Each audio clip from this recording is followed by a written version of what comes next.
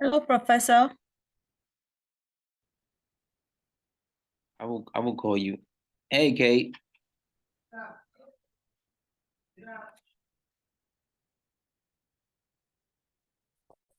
I've been trying to reach you all week. What'd you say, Kate? I said good evening. I've been trying to reach you all week. Have you? I saw your Yeah. email.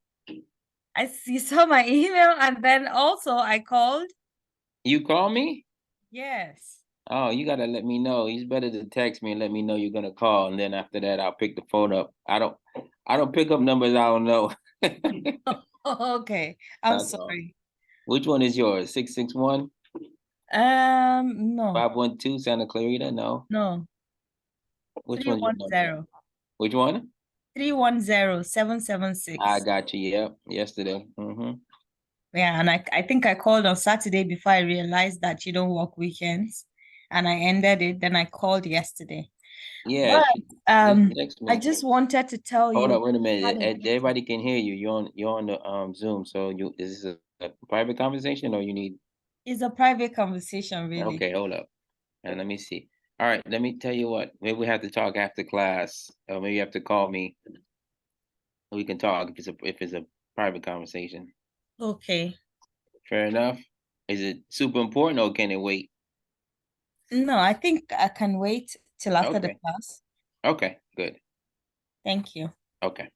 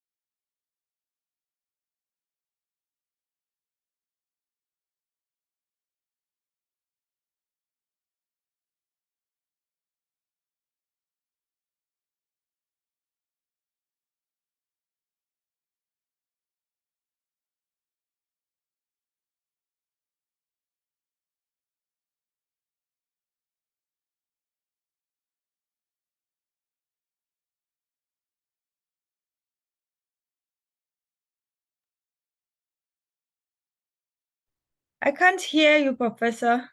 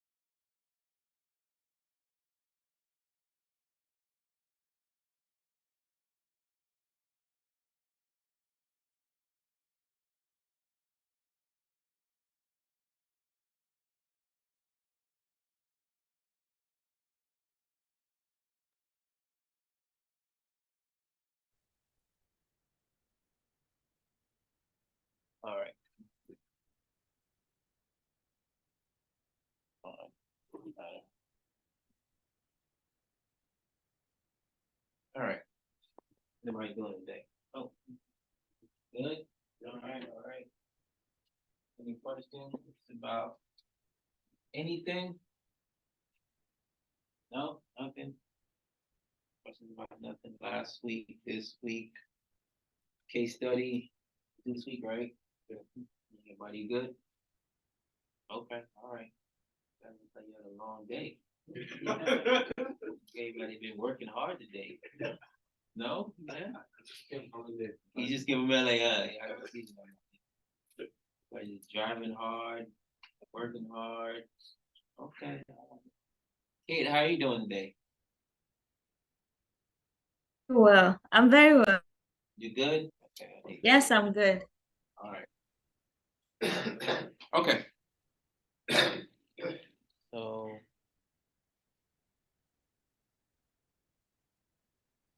all right. So today or this week, we're gonna talk about resistance to change. Okay, and it's pretty short. We're gonna do that, and then we're gonna do in-class activity. So just another article that was pretty interesting today, or the other day that I read, about some change and just recognizing the importance of um, the workforce and the employees in the change process, right? Without them, really, you can't really impact any change, right? You can have the great ideas at the top of the CEO, CFO, whoever it is. Teamwork. Huh? Teamwork. Teamwork, right. Teamwork makes the dream work. That's right, all right? But you gotta have employees into the fight, okay? Or it's gonna turn into a nightmare. Okay, no dream work is gonna be nightmare. It's gonna be scary.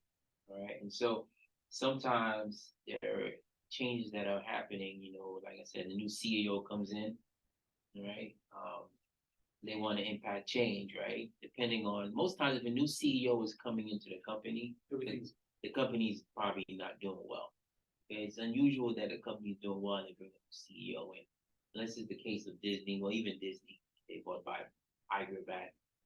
They were kind of in a shaky spot. So companies will bring CEOs in, new leadership in, right? New perspective, new blood, new thoughts, new ideas, new out of the box thinking, right? New vision, right, for the company. Or maybe someone that's going to lead them into the vision that was already there, right? But sometimes they're incumbent. Sometimes they're already part of the company. They just move up, right? They pick somebody from inside the company. But at the end of the day, when you're trying to come into a new place, you analyze and you take a look at everything that's going on, operations, and how things are working, and you have to make some changes, right, to keep up with the competition, keep up with the market. At times, it requires you to lay people off, to let people go, to cut costs in ways that are more impactful or going to have an impact on the workforce more than anything else, right? Because that's the first thing you really can cut. That's low hanging fruit is the people. Go ahead. Why whenever they bring a new CEO, top manager, they change all the employees? Why do they? Yeah, they always do that. Yeah. Once they change, like this, say, for this university, if they change the CEO, they're not gonna see you again. No. So when you say all the people, which people are you talking about? Are you talking about the senior level people? Or are you talking about the workforce? No, the senior. Oh no, senior. Yeah. Senior at the top or the bottom? I'm gonna tell you about the CEO. Mm-hmm. Once the top managers, if they change the CEO, he changed the managers. Right. The managers, they believe in another people. Yeah. At the same vision. Brilliant. They change the workforce, all the. Okay. Yeah. So it's like a new company. Yeah, kind of. But usually, you go into a company, your CEO, you don't know anybody, right? You probably don't know anyone. Or even if you were part of the company and you kind of moved up, you still got to get familiar with those particular people that work directly for the CEO. Yeah. Unless you're the COO, you're probably not gonna have work with them in the capacity. And there's different things the CEO and the COO do, right? At the end of the day, you always want to bring the people that you feel are talented and that can get you to where you need to be. If this person was here when the old CEO was here, more than likely they probably were good, but whatever the old CEO was doing wasn't working. And so I need to bring in my own team that understands my vision and my kind of way of doing things. Same beliefs. Yeah. Right. Without having the uphill battle of change. Right. So if I have somebody that was there already and they're going to start working for me as a new CEO, they have to adapt to the way that I work, right? Adapt to the things that I like. But if I bring in my own person who I worked with my last company or worked in the last office and was my assistant or was my second in command, then there's no learning. They already know me. So I just stick them in there and say, okay, you know what we need to do. And they go, all right? There's no learning curve. It's easy, right? There's no learning curve because I already have all these other things I need to take care of as the new CEO, right? I don't have time to really deal with you trying to figure me out. I'll train them. Right, train you to the things that I like. If I have somebody that I like that I used to work with, they know how I like my spreadsheet. They know how I like the My meetings. coffee, They like the report. They like my coffee, right? They know what time I come in to work. So people bring in those teams, and those people bring in their people. Yeah. It's like you said, the managers bring in their people that they correct, trust, right? And you need that. And that's the whole point of bringing a new CEO in. A lot of times, you need new perspective from all the way from the bottom, especially at the bottom, because the bottom is really where the rubber meets the road, as they say, right? This is where the action is happening. This is where the execution is happening. So the tactical aspect of it is really where you need to get down and make sure that tactical aspect is being done well, right? On the track. Yeah, whatever we do, I need to be sure that okay, this product, this service is done well, and this is not the problem. Okay, this can't be the problem. Yeah, if it is the problem, I have to fix it. The only open that they have. Right, yeah. Okay, so I got to make sure this is working. Once I know this is working, right, that whatever it is we sell, then I'm okay. Then I know I have to fix other things, right? It should never be the actual product or service that I need to fix, because if I need to fix the product or service, maybe now I'm questioning whether or not the company even needs to exist. What am I in the space for? What is my market outlook going to be, right? And if I'm questioning whether our product is good, if it's going to work, it's like you were familiar with Rivian. Really? Rivian, Rivian. It's medicine. No, It's a car. car. Yeah, car company, right? Oh. Yeah. The man knows everything. Okay. Again, you got a Tupac shirt. You gotta know everything. So Rivian is in the space, right? It's the same space as Tesla, same space as Lucid, all these other companies that are startups in EV. But Rivian has had some troubles with manufacturing, with supply issues, just like everybody else, but they've had it even worse because they're a startup, right? They're still trying to make the connections and trying to figure out how to scale. It's not easy to go from making 10 cars to making 1,000 cars. They just don't happen like that. You gotta scale, especially when you're dealing with especially when you're dealing with technology that you have to have a certain group of people that understand the technology, how to put it together, right? And so the product itself is great. If you've ever seen a Rivian car, truck on the road, I love them. They're beautiful. They're really nice. They look different from everything else. Inside is nice. It's a really well-made car. But that's not the problem. The car is not the problem. Okay? The problem is supply. The problem is competition with Tesla and all these other manufacturers who've been in the space for a while, all that haven't been in the EV space. They've been manufactured. Ford, Mercedes, BMW, those guys have been making cars for 100 years, right? They've been making cars for a long time. And so there's an expertise that you gain from experience from making the cars.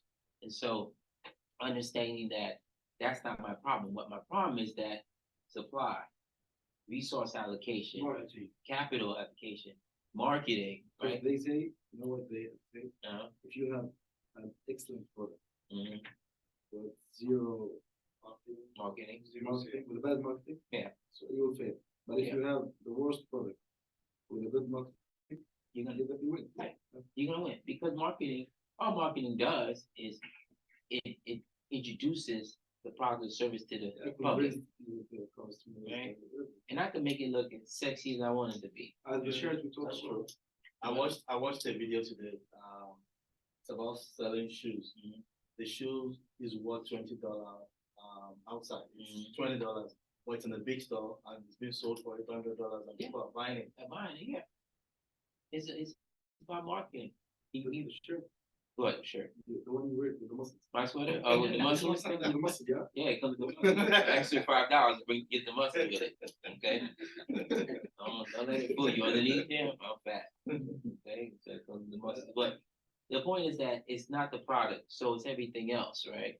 And so understanding that when you come in, that, okay, I don't need to change the workforce per se. I might change a few people here and there, but if they bring me as a new CEO, my aim is to make sure that the company is on the right track, right? On the right path to the mission and the vision, right? And then now how do I do that? Okay, I start looking at the budget, right?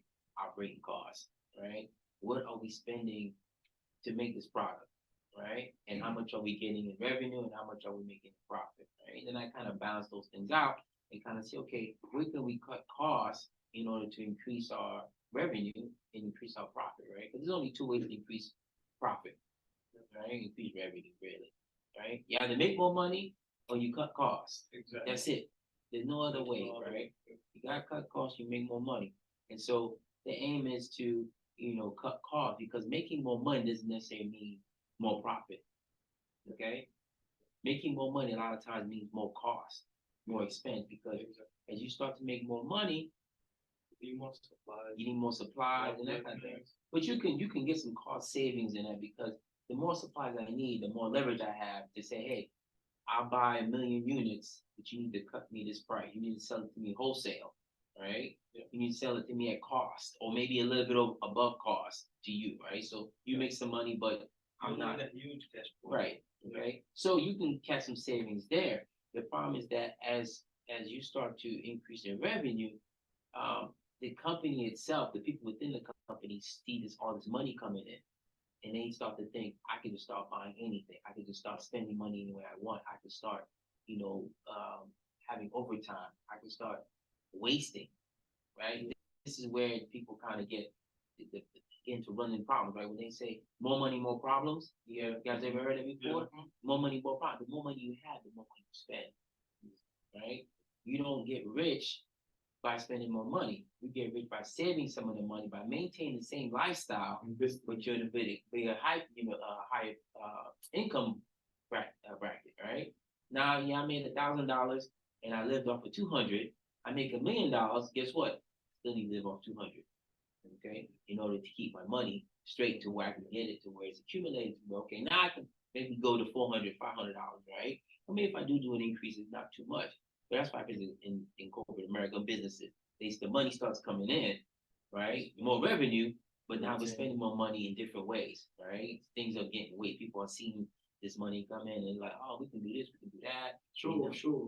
Yeah, it's take Flex Fridays off. Right, they got all kind of stuff. Yes, go ahead. So I have a short story about cutting costs. Okay. It's an old one. Mhm. American Airlines previously saved 40,000 a year by removing one olive from business class. Moving what? The olive. Yeah. From their drinks. From Yeah. the business class. From business class, yeah. That's Yeah. 40 grams. You gotta think about that stuff, right? Yeah. You gotta think about that stuff, right? Everything that so when you have a product, and we'll get to resistance change, right? For anybody here that's gonna eventually gonna run a business, right? Or be an entrepreneur, and you may know this already, right? When you have a product, right? Let's just say this clip right here. You always talk about these books. Yeah, You the want to see it? economist, the I economist. can buy it. No, yeah, I don't need to sell it. Okay? I don't need to sell this, but this This one is you, yeah. This one I sell, right? So this product, right? This product cost me $15. Okay, but how much you think it costs to make? $1. $1. Less in China. Marketing, what else? Yeah, shipping. Okay, so how much you think it costs? How much? What is the cost? What is the cost of goods sold? That should be less than 70 what? Yes. 70% of what? How much you bought it. Like you bought it for 15, yeah? Mhm. If they cost it until they get to the end customer, which is you, $7 for the cost, that's it. That would be 70? $7. $7. Yeah, so they're making 8. So making $8. That's Okay, what I right. mean. They're more than 100 pesos. It's like 150. Okay. More than a half. Yeah, more than half, right? Yeah. So That's it. the thing is, when people start thinking about cost, they don't really think about, going back to your outlet thing with American Airlines. I saw that years ago. That's why a lot of the This one as airlines well, they yeah. stopped doing a lot of things, right? That cost of that drink on first class is not just about the alcohol. Yeah. Okay, it's It's about washing the glasses. no, they got paper, they got plastic. They don't usually serve glass. They're not. No, maybe Emirates Air, maybe Emirates Air. They're fancy. Emirates Air, American Airlines not that fancy. Yeah, could tell you they got glasses. I know. Yeah, This is what I used to. I love Qatar Airlines. I love. Yeah, Emirates. No, even on first class, they're plastic. That's just United. American I swear, Qatar Airlines. Airlines. Yeah. I just came with Qatar Airlines. Yeah, They put a yeah, glass. they're different. That's different, right? Not for me, for the. Oh, for the not for you. You're in the back of the I'm doing plastic. storage with the dogs. Yeah, Right? yeah. You got a bowl. You have a bowl, right? It's Everybody okay, has you plastic. You get a bowl, Are we plastic, alive? and the first class they get glass, right? Yeah. So. No, they didn't give me the plastic one. Oh, they didn't get what they give you. No, she was like this. Oh, well, that might be better. That might be better. That's real service right there. But it was Qatar Airways. This is real service here, right? I leave I'll be like, Yeah, that's okay. Take some just photos. landed, yeah. That's okay. Yeah, finally, this is my seat. All right, but that glass or whatever it is of alcohol, it's the ice, it's the glass itself, it's the alcohol, it's the mixer, right? Serving it, right? All those things go into the cost of Shipping from the yeah, manufacturer everything, to the marketing, all that stuff goes into the cost of that thing. So you have to be sure to include all that stuff in there, and not just think, oh, I bought it for $1, and that's the end of it. That's not the end of it. Right? Maybe as a plastic and material, it's gonna cost them $1. Then Yeah. the shipping $2 like the Everything, marketing everything, $2. right? I need to capture all the storage is- associated costs, right? If you anybody ever work in a restaurant? No? Okay. Well, in a restaurant, they have these things called cost cards. Okay, cost cards, COST, cost cards, right? And what it is that it's the recipe for everything that the restaurant makes, okay? And so what it's there for is to help new people that come in that aren't familiar with these particular cuisines or types of foods, to help them cook the food, right? And to be specific and exact in the measurements. So it can maintain the same taste. So it's gonna maintain So the it same can, taste, like after 2 weeks, it's not like, oh, this is different. but not only that, maintain family the, food. maintain the cost. Even the cost, yeah. It's more important, but the cost, right? Use Because- of quantity. Huh? Use of quantity in a good manner. Yes, exactly, right? Making sure you stick to this cost card because I know this cost card, that cost me $6. This plate. This plate, for yeah, 20, it's gonna cost like 8. right. You know what I'm saying? Right, Yeah. because If you based on the put cost these card, ingredients, yeah, because I've broken it down per ingredient, how much it cost me, all right? And how much I bought it for. Right? You can figure out your profit margin, right? Anybody knows the restaurant business profit margin is very, very small, very tight, right? And so you gotta be able to capture all those costs in general. Same thing with CEOs, right? CEOs come in, they look at the top and bottom, they're trying to examine all the associated costs that go with running their business, right? Whatever product or service that goes with. I have to look at what are the costs associated with that, right? And I have to bring in people that I trust, that I know are gonna kind of fine tune the stuff, right? And make sure that we are able to maximize our revenue, decrease our cost, right? Which will increase our profit, right? At the end of the day, and bring more money back for the stock, for the investor, right? For our stockholders or stakeholders, bring back a earnings per share that's pretty decent or high, okay? And so you have that. And so the article we're gonna look at it talks about just that, but it relies more on, and parts of it are missing because of different versions of the article based on where you read it at. But you know, the crux is that as a CEO, they have to come in and they have to cut people, okay? Because that is where the change is needed, right? Because we gotten a little fat, we have too much surplus, right? We have 3 people doing the same job.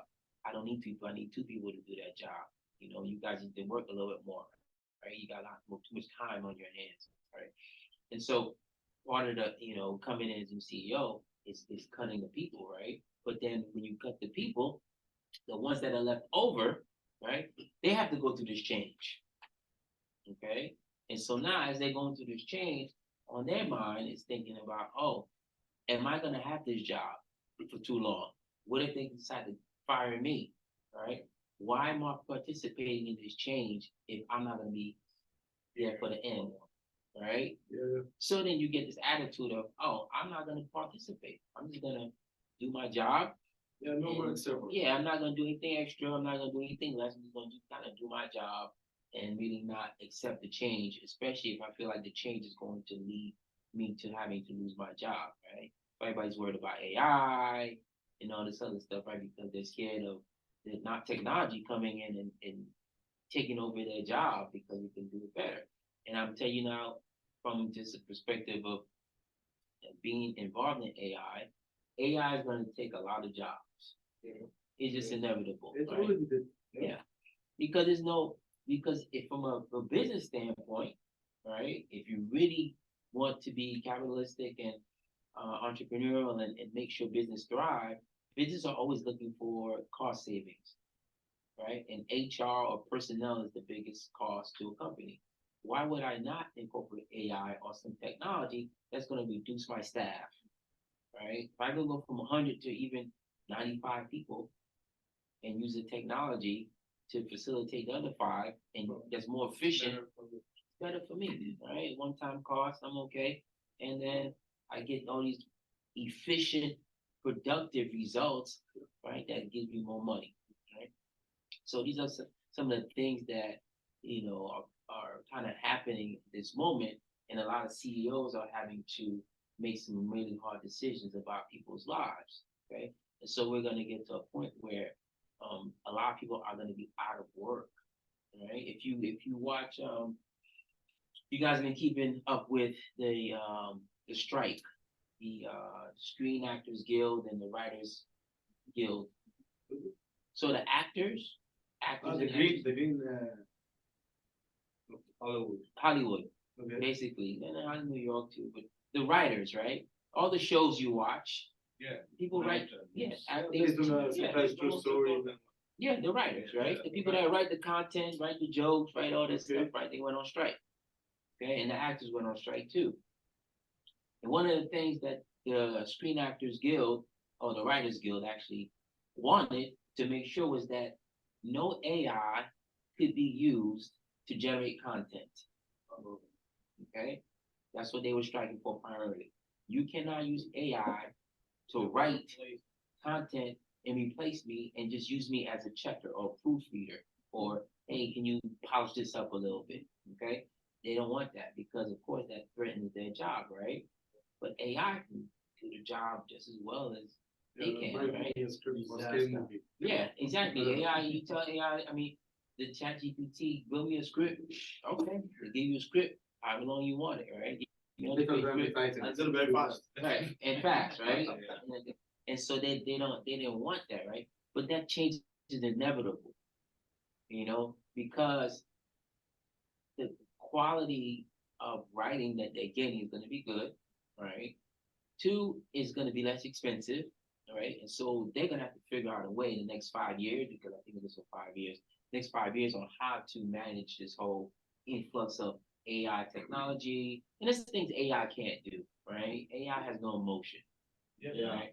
AI can't really write a story about what happened to AI the other day because AI doesn't do anything. Right? AI doesn't go to work. AI doesn't go to school. AI doesn't date anybody. right? It doesn't get sick. Doesn't get sick, right? AI doesn't do it. AI don't got no problems, right? AI doesn't get No cancer. holiday. No holiday, right? The script will be like this. Really, it's scary, but I don't because I'm computer. Yeah, right, exactly. You know what you're gonna get with AI, right? But the point is that eventually they're gonna try to capture these costs, these savings, right, by using it. And so, you have these issues with CEOs having to figure out how do I keep up with competition, even though everybody's facing the same thing, right? But there's certain industries that are very vulnerable to technology right now. This AI and all this other machine learning, they're very vulnerable, susceptible to this new technology taking their job over, right? And so what does that mean when you have a population of folks who can't do what they like to do? It's not even about that it's something that they need to do, it's something that they love to do, right? Writers typically love to write, right? People that, doctors, they like to do medicine, and we all like to do our thing, right? Whatever it is. So how do you facilitate those folks, right? How do you make sure that those people still can make a living and still continue on with their lives? And maybe they don't do what they like, that capacity at that level, but they still, you still got people that, need to write books and still need people to write things, right? But you have to, look from a business perspective, right? I got to make sure everything's good. Even the shirt you got on the NBA, people get traded all the time. It's a business. That person is a commodity. Okay. At the end of the day, LeBron James is worth a certain amount of money, right? Because guess what? People come to see LeBron James. When they come to see LeBron James, guess what? They buy a beer, buy a hot dog, they buy a pretzel, they use the bathroom, they can get another beer, they bring their kids, they buy cotton candy, they got a park, they buy the clothes. Even the seat. Which row? Yeah, which row, right? I mean, it's all what you call it, stratified, right? Signs and autograph. Signs autograph, right? You wanna something special. You wanna park in the VIP parking, right? They'll charge you. They will charge you, right? They're gonna charge you, right? So all that stuff is money. So all these commodities, right? They're people, but they're still commodities. But they get traded all the time. Okay? You have to be a really, really high and valuable commodity not to be traded, right? But NBA players get traded all the time. You know why? Because guess what? Your value to the team might be worth a lot, but I can get 5 pieces or 5 different things for one of you, right? That do different things that can help the team out, right? I'm not worried about you individual. I'm worried about the team and getting to a championship. So if I can take you and I can trade you and I get 5 other good players, right, who all understand their role and also probably come at a lower price tag, I'm going to do that, all right? I'm going to ship you up because having played It's like basketball. having one expensive car, Exactly. but you have a big family. Exactly. So you sell the expensive car. And you buy 3 cars, Get right? medium.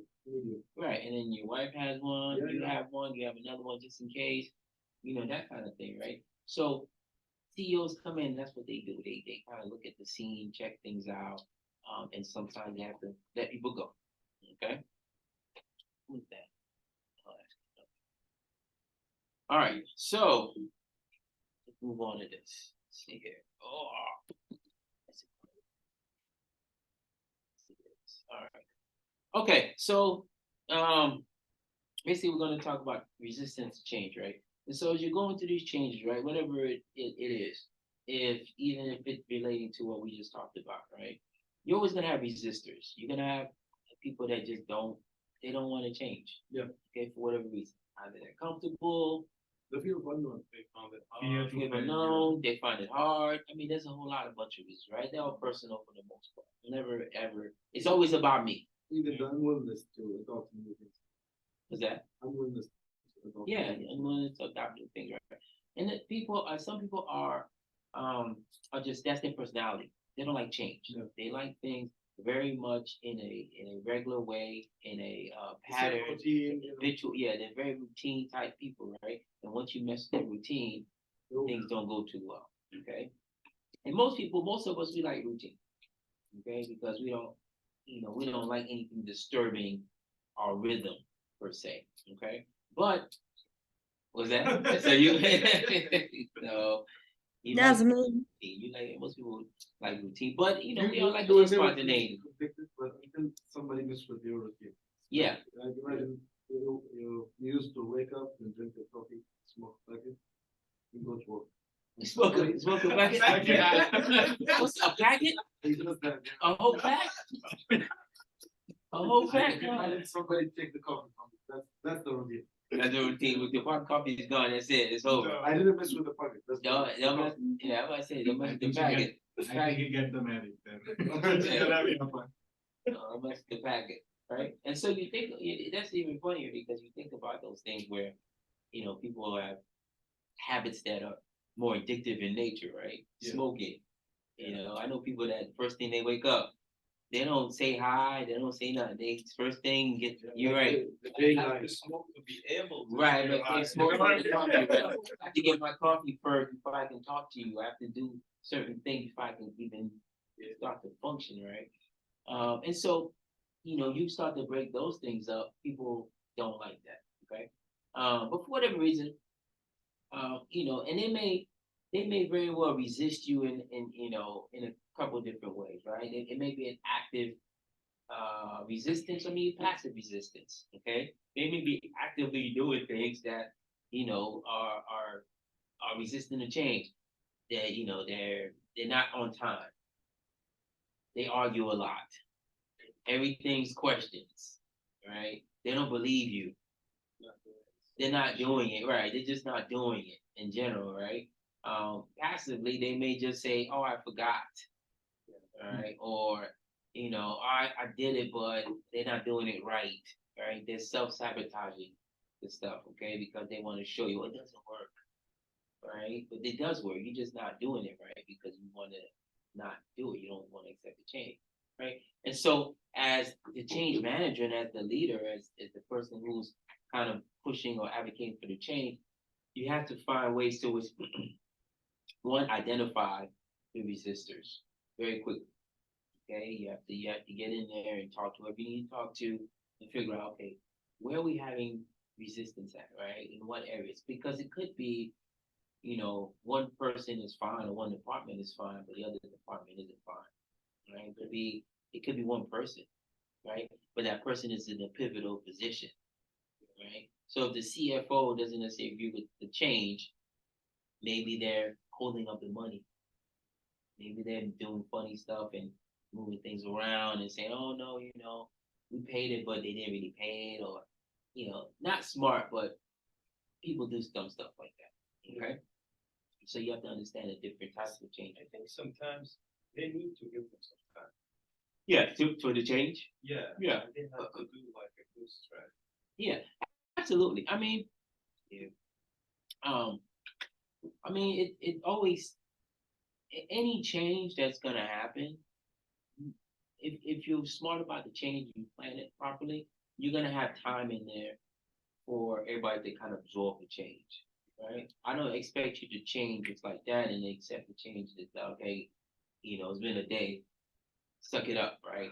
It doesn't work that way, right? You have to give people time to kind of get used to the change.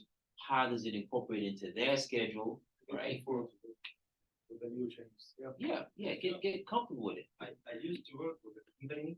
They had like a bad strategy. It works after all, but in general, if there's a change, they always do it there at the same time. Okay. You know what I mean? And you can mess up for a week. After that, you have to be fine. Yeah. But for me, it's not smart. You know, No. like in this week, we will have a terrible results, terrible everything. We will mess up with everything. Right. Just to do let's say the change as they wanted, Right. and for them for a shorter time. Yeah, and that's a good point because, you know, and you like, why do you think that they have such a short time? We were like 24-hour, 24/7. Yeah. It's like a live streaming company, so we had to do it Right. that fast. That fast, But right. in a little bit, like in the opposite side, Right. if we mess with something, it's gonna be to miss the whole picture of the company. Right. Which means even this week, if we did it in a better way, even when you talk to them, like for the headquarters, they wouldn't listen. Nothing. Nothing. Just Because do it this way. you know why? Because well, the nature of the business, right? Live streaming, right? Live streaming is supposed to be, 24/7, whatever, Yeah. instantaneous happening at the moment, right? Exactly. Type stuff, right? And so if I'm making a change to that, my the target group that I want to really make sure knows everything is not my people, not the people that work with me, right? Who's the most important group here that I want to make sure that they understand that there's a change coming? Who's the most important group? In a live stream company. Yeah, if I'm the CEO of the live stream Yeah, company, okay. who am I most worried about throughout this whole change clients, process? The client. The client, right? I'm not worried about the people that work inside the building, that know the change is happening, right? They don't want to execute the change. I'm worried about the end user, Yeah. the customers, okay? Because Especially the VIPs. yeah, especially the VIPs, right? Because I don't want them to know necessarily. Not that I don't want them to know. I don't want them to see the change. Okay, the change to be seamless for the end user. Okay, there's changes going on all the time in all the products you use, right? But you don't know that. Especially in a service company. Yeah, The- service the company, yeah. service one, the change is so hard. Yeah, it's But if difficult. it's a product company, like, the change is Yeah. either product or service. It's okay. If Yeah, it's a product, you're going to buy like a yogurt yeah. from the market. Hmm. They change the whole thing. Right. But it's in other words. Yeah, yeah. Yeah. Yeah, I mean, Sorry. it's tough because depending on the industry, some industries can absorb change a little Yeah, easier if than he's others. at your barber shop and he changed one thing, you feel like uncomfortable. Totally. Yeah. I mean, Yeah. depends what he changed. Depends what he. Even if he changed the paint. No, if he changed the paint, no, you shouldn't feel uncomfortable about that. No, it should stay as it is. As is, yeah. Well, you might like it, but it might not work for him. But you feel Uh-huh. like there's change happening. Oh, yeah, there's be- yeah. behind, Yeah, He didn't do it. That's maybe in my country. yeah, that We that treat change our- right there, that's too much. I don't know how to tell you We that. treat our barber shop as a home, No, same thing here. The same Yeah, thing, same like thing I here. need to cut my hair. I go the day, let's say the appointment is on 4. Mm-hmm. I go there on 3. Yeah. I leave on 7. Yeah, That's what you see. yeah, because you sitting there, you're talking, You yeah. read the king. Yeah. Start political things. Yeah, the barber shop is where, yeah, the barber shop is where He knows everything. everybody goes there and they talk and sports, politics, whatever. The barber shop is the spot for the guys to talk. Yeah. Okay, everybody knows that, right? Barber shop, beauty shop for Yeah, the women. news. Yeah, right. I call these spots like the barber shop and daycare centers, whatever. Yeah. The shelter for the men. The center for the pain. The shelter for the men. Oh, center for Where the there's, yeah, where there's no men, they Yeah. can act like comfortable as the real yeah. men. That's not that, but the barber shop I go to, there's a woman. She cuts hair. So She's like really life, good. Like then Jordan. Yeah, she's He be like this. Hey, how you doing? Yeah, that's it. You've been there, man. I have been there. I didn't get a haircut there though. You should. Yeah, I didn't get a haircut then. I was good back then. But the point is like, the companies they have to really realize who's gonna be affected by the change, right? And for that particular scenario with the live streaming, we got to make this change happen very quickly. Yeah. Right, because we have a service that's 24/7, or like it's there's no hiding. There's no we're gonna record now and then we can go back and edit it. No, it's live streaming. Right. If something happened, the glitches in the middle of the live stream, we're screwed. Exactly. Okay, so there's a lot of pressure on the internal components, but externally to the consumer, they should not know. You should inform them, right? So that if something does happen, they kind of understand, okay, why the glitch is happening. But all in all, they shouldn't even remember because it should be seamless. Yeah. Right. It should internally though, you might have some long nights, right? Exactly. Trying to get Really this thing long together. nights. Yeah, a lot of long A nights. lot of training. Yeah, but the thing is, it's in a short time span, and it usually goes pretty quickly. It's painful, but it's only painful for a short time. Yeah, All right, it's not painful for long. but the thing, if it's like repeated, Right. so you're not gonna be able to like to handle it No. all the time. You know what I mean? Right. Like repeat it every month, you will have this change for a whole week. It's Right. gonna be a little bit tough. Well, at that point, it's no longer a change, right? So now that you gotta, if you're doing something every week, something changes, right? It's Yeah. no longer a change. That is part of the process. Yeah, mostly. You see what I'm saying? Yeah. It's not a change. It's not a new change anymore. Now this is something that we do on a regular basis. Exactly. It's part of the process, right? Every third week we know program is gonna change. We got to do this, right? That's my long week. But that affected the employees. Absolutely. Like you have Yeah. like a policy or something we're working on. Yeah. And it's not like, it's a long list to say as our department for the content. It's so Yeah. for content security, Mhm. which means if this content security get changed Mhm. and we have like a violations, punishments, everything has something. If this keep changing, the employees themselves will keep having mistakes. Yeah. Yeah. And our accuracy Yeah. was like 99, which means it's something hard as well. So yeah, we had like, Yeah.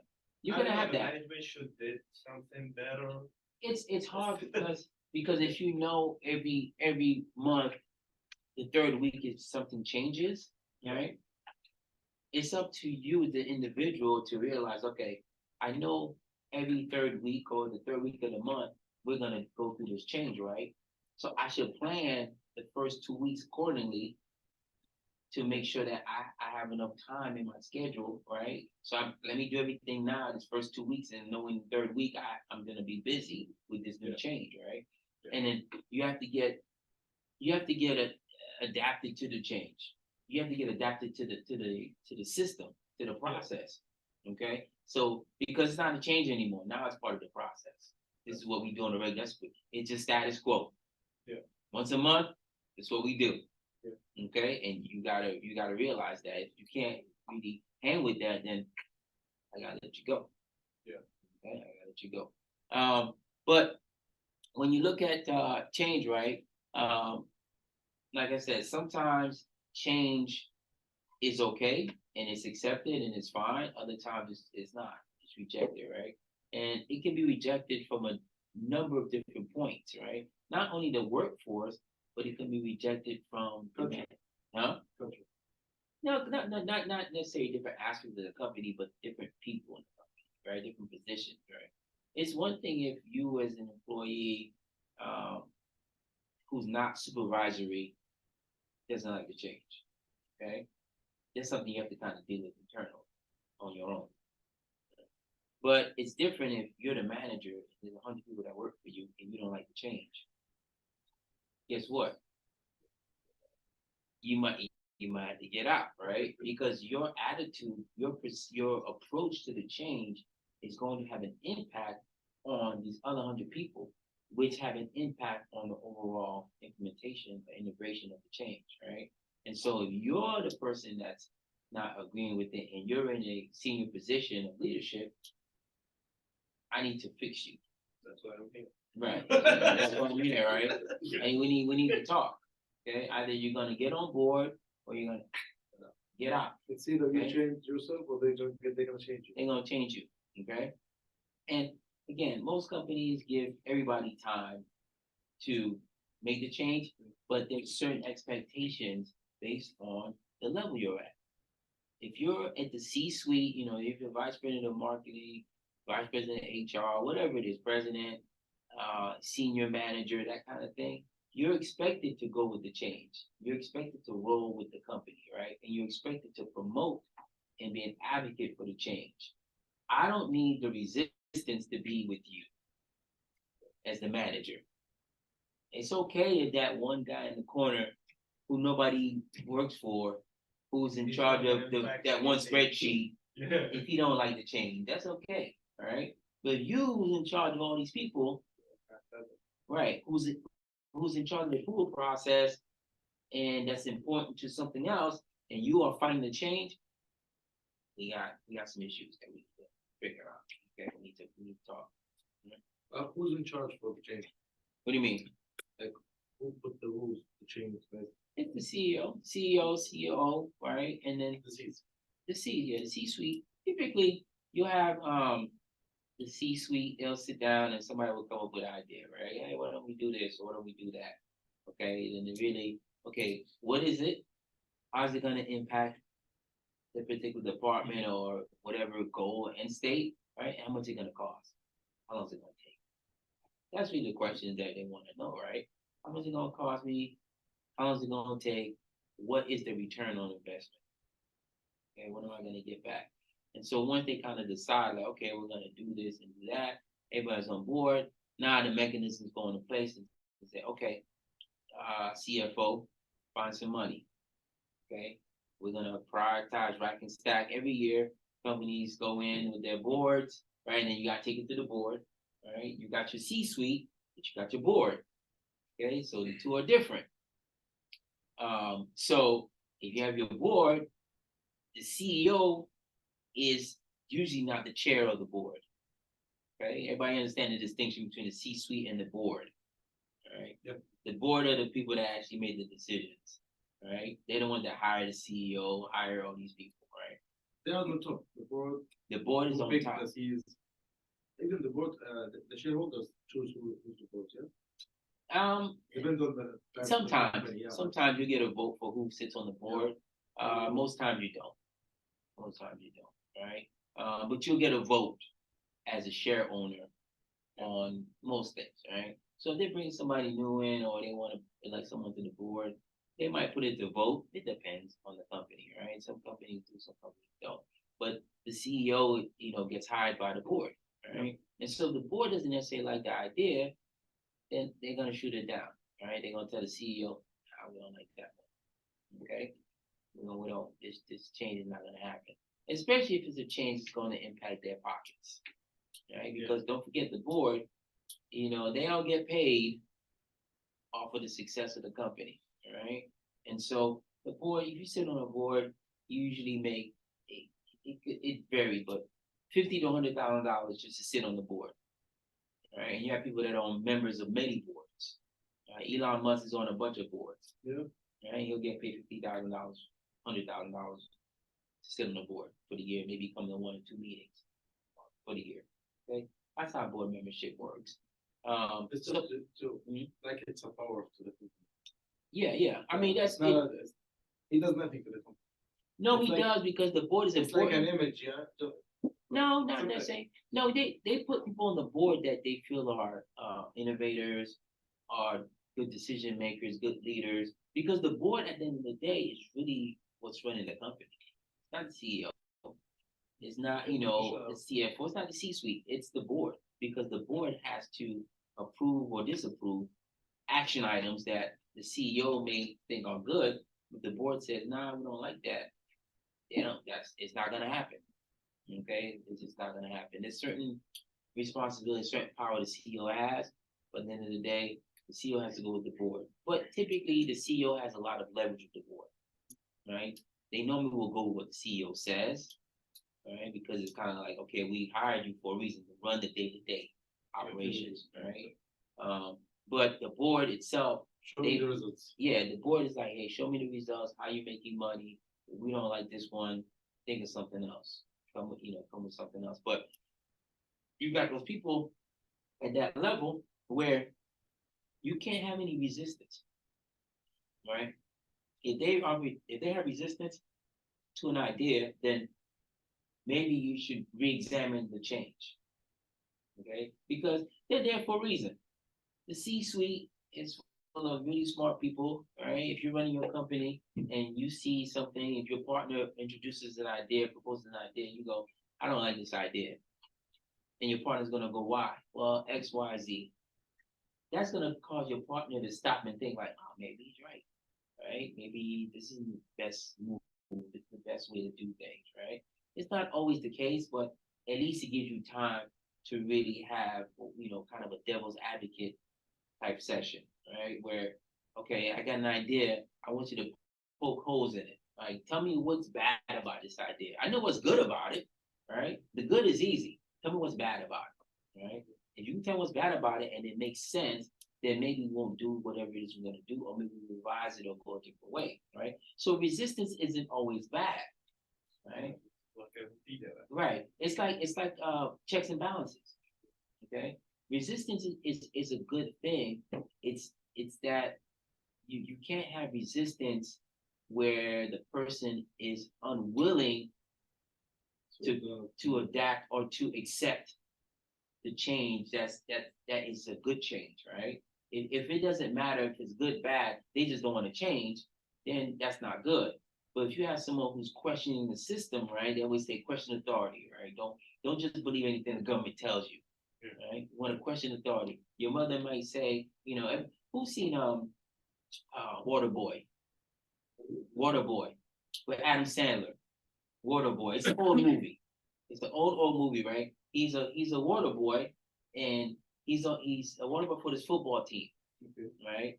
And one of the guys on the football team gets hurt, so they let him play. They let the water boy play, okay? But the water boy, he has this anger issue, right? And he can get real angry real fast, and he's very strong, right? And so they put him in the football game and find out he's really good. He's made of water. Huh? He's made of water. What do you mean? He is made of water.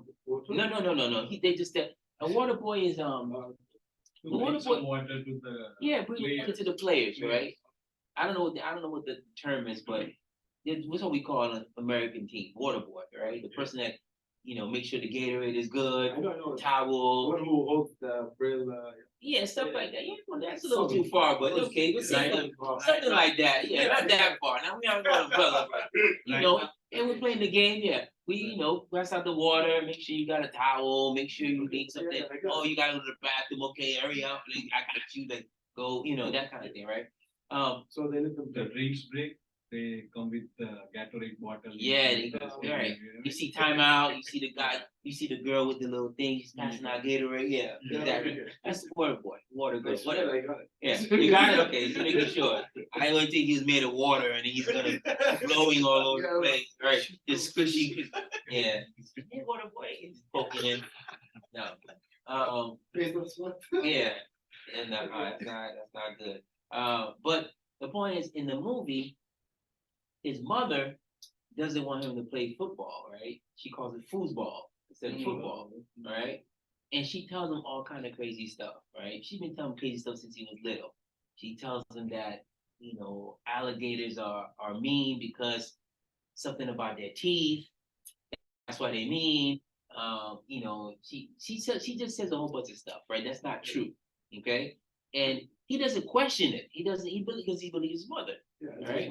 But when he gets older, people start laughing at him because he'll say the things that his mother told him.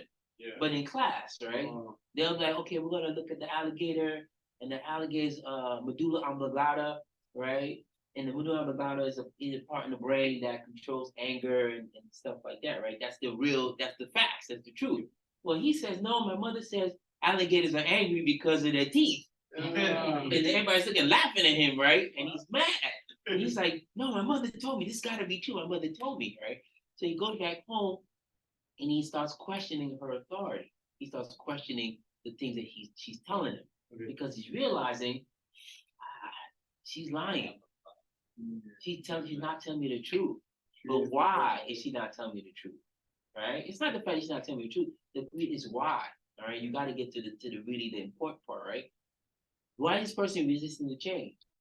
Okay, because it has a personal impact to them. Right? They're nervous about it, have anxiety about it. They're not really sure if they'll be comfortable or smart enough or going to learn fast enough. Right? What if it's a dying technology? What if it's something that we're gonna go for a year, I learn it, and then after that, they're gonna get rid of me, right? So you have to figure out why the person is resisting, right? Same thing in the movie. He found out why his mother was telling him lies because she didn't want him to go out into the world and leave him by herself. Yeah. Right? Because it was just him and her. It was just the two of them. The father left, a long time ago, whatever. It's a very funny movie. You guys gotta watch it. Go watch The Water Boy with Adam Sandler. Okay? Watch The Water Boy. I promise you, you're gonna be laughing. Okay? So hard. All right? It's very funny. It's one of Adam Sandler's. Yeah, it's one of his best movies, right? I love that movie. Okay? But the point is that, you have to question authority, right? So resistance is good in that aspect because most resistors are people that are thinking, right? They're looking at the process, they're looking at the change, they're wondering why do we have to make the change? And so that helps me as the change manager solidify or even have more confidence and trust in the change that I'm making. Because then I have to answer that question, right? Why are we changing? That helps me to reiterate the benefits. When's it gonna, how long is it gonna be? Helps me reiterate the timeline. Helps me reiterate the budget, right? Helps me get to be more in depth and more intimate with the information that I have at hand to really understand, okay, this change is really good.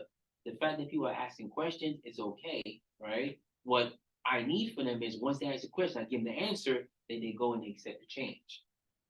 All right. If I give them the answers and they still don't accept the change, then I have a really bad resistance problem, right? There's something else that's stopping the person from accepting the change, right? And they need to find out what that is, right? Once I find out what that is, then I can kind of massage it, right? But different reasons for change, right? Innate dislike of change, right? Some people just don't like the change. They just don't like change, or they don't like the specific change that is going on for whatever reason, right? It's gonna take away from my job. It's gonna make things harder for me. Whatever the case may be, they just generally don't like it, right? Low tolerance of uncertainty. This one is an important one because people, along with routine, people like routine because it's certain. Okay, it's predictable. Yeah, The minute, yeah, I think somebody said it, right? Fear, the fear of unknown, right? I don't really know what I'm getting into, right? And some people have a high tolerance for uncertainty, right? And chaos and kind of dynamic situation. Other people, they don't do well with that stuff, right? It's kind of like you think about a lawyer, a courtroom lawyer, right? Courtroom lawyers are, they're fast, they're thinking just like this, right? You can't be. You have to be ahead of the game. You gotta be ahead of the game. It's like playing chess. It's when you're in the courtroom as a lawyer. You gotta be 10 steps ahead of everybody. The judge, the jury, everybody. All right. But if you're a corporate lawyer, if you're a contract lawyer, if you're an intellectual property lawyer, I don't need to be thinking quick. I can do my job whenever I feel like it. I go through it. Yeah, I don't need to think quickly, right? So I'm used to a certain environment where I have time to process things. Okay, and I know what's coming. If I don't know what's coming, most people, it's kind of like a scary movie. Yeah. Right? You're going through the house. You think somebody's in the house, right? Yeah. And you think they're in that room. You're like, I don't even know if I want to go in there because I don't know what's in there. Yeah. All right. I know what I put in there. I know there's a bed and a couch and stuff like that. But if there's somebody in there waiting for me, right? You know, I'm not gonna go in. I'm gonna call the police. Like, hey, can you come check this room out for me, right? Because I'm uncertain about what is in there, right? So I don't want to deal with that. There's other people. They're gonna go kick the door down. Like, I wish you were in here because I'm ready to fight. All right, I'm ready to kill you. Let's go. And they got their gun. They're ready. Like they're not feel the uncertain. Right? They're not scared. They're ready to get it. Right. And so that's one of the things you gotta kind of look out for. Right. Receive negative effects of interest, excuse me. Right. So again, everybody's gonna have their own individual interests. Right. We all have our own individual interests, our own individual things we're looking at to get out of certain things. Right. And if that change is going to impact that, for me, then I'm probably going to be against the change, right? Because we all, yeah, in general, everybody's here to pass the class, right? But there's different levels. Some people may be okay with a C. I just need to pass the class. Some people, they got to have an A. There's no way around it. I got to have an A. If I don't have an A, nothing. Then it's not. Then it's much pointless, right? And so, you have different degrees of how these things impact you, right? Based on your own personal interests, right? And what you're trying to get out of it. Attachment to organizational culture identity. Kind of already know that, right? You're used to what's going on, right? Basically, you like the way it is. You don't want it to change, but it's going to change, okay? And how's that going to affect me? I told you about the culture. Yeah. You It's did. like the norms. Yeah, the norm, yeah, exactly, right? I'm used to going to lunch at 1 o'clock and coming back at 3. Okay, well, that's gonna stop. You're gonna go lunch at 1, you're gonna come back at 1:30. Okay? So you gotta get used to that, right? It's a cultural change, right? Well, the last, company didn't say about anything about last time. Well, if you're taking 2 hours and he's taking 2 hours, he's taking 2 hours, right? And I got 100 people taking 2 hour lunches. What's getting done? Who's working? Me? No, the chef. Right. The chef is working for sure. Right? The chef is working. And unless I'm in a restaurant, I don't care. Yes. Right? Is this the only person working? No. Or McDonald's, whoever's working, but it's nobody working here. Okay. So those changes definitely are gonna have an impact on, I would say culture and identity. All right. Perceived breadth of psychological contract, we'll skip that. Lack of convention that change needed, lack of clarity, believe changes are inappropriate. So those three are kind of the same, right? When you have a person or group of people that just don't believe in the change, they just don't think the change is necessary. Why are we fixing it? It's not broke, right? Don't fix. Why fix something if it's not broke? Why fix it if it's not broke? Okay, so that mentality, Like old school, like the old people. yeah, it's not even old school. It's just a mentality. If it's working, why am I going to fix it? Why am I going to change it? Right? If something is working for you, Yeah, it's going good. Yeah. Why if my car's running just fine, why am I going to go and change the belt or get a new one? Right? I don't need that. Right? But the thing is that if you have a car and it's working, yeah, it's doing what it's supposed to be doing, right? But when you go inside the car, you got the roll up windows, right? You got the claw, the wires. you got the wires, yeah. You can break the steering column, you can still hot wire the car. Everything in there is manual, right? Right. Yeah, you have a stick, right? It's you are stuck. You're basically gonna be stuck in this old paradigm where everybody else is moving along. It still does the job, but it can save you time. Yeah, but eventually it's not going to do the job adequately enough. Yeah. Right? It'll do the job, but it won't be able to keep up. Yeah. With what's going on, right? It's like driving a Yugo. Well, you guys remember Yugo, but they're like driving an old manual car, a very old car, and then you got 10 Teslas around you, right? And you're trying to keep up with 10 Teslas. You're never gonna keep up with 10 Teslas on a 4-cylinder car. Okay, it's not gonna happen. It's the same thing, right? In that sometimes the change is not the benefits of the change, the long-term effects of the change are not always easy to see. Okay, and so you have to kind of push those boundaries with those people that think we don't need the change because we're doing good. Okay, well, what about Blockbuster? What about Kmart? What about Sears? What about Redbox? What all these companies that were around that thought, oh, we don't need to change. We're doing good, right? Yes, you are doing well right now, but what about 4 or 5 years, 6 years, 10 years down the road, right? Yeah, exactly. You're not gonna shot, you're gonna be out of business, right? And that's what's happening. That's what's happened. Kmart's out of business. Sears is out of business. Blockbuster, Bed Bath and Beyond out of business.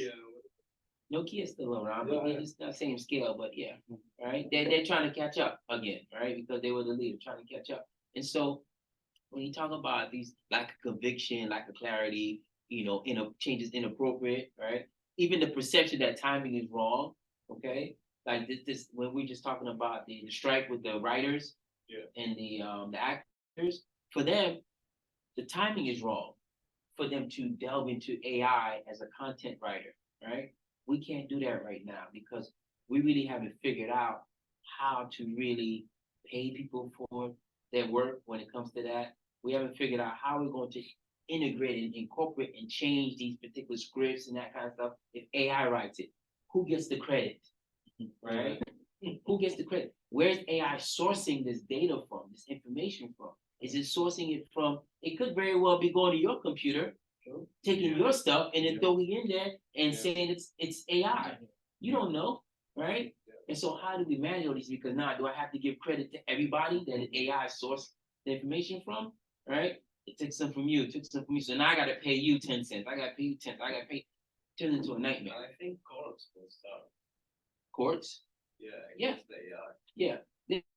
So like, a Yeah. few years, You think the court, the judicial? that people gonna go to courts. Oh, absolutely. Yeah, yeah. They're really going to court. They're really going to court for it. But for the strike, this is one of the major issues was the timing.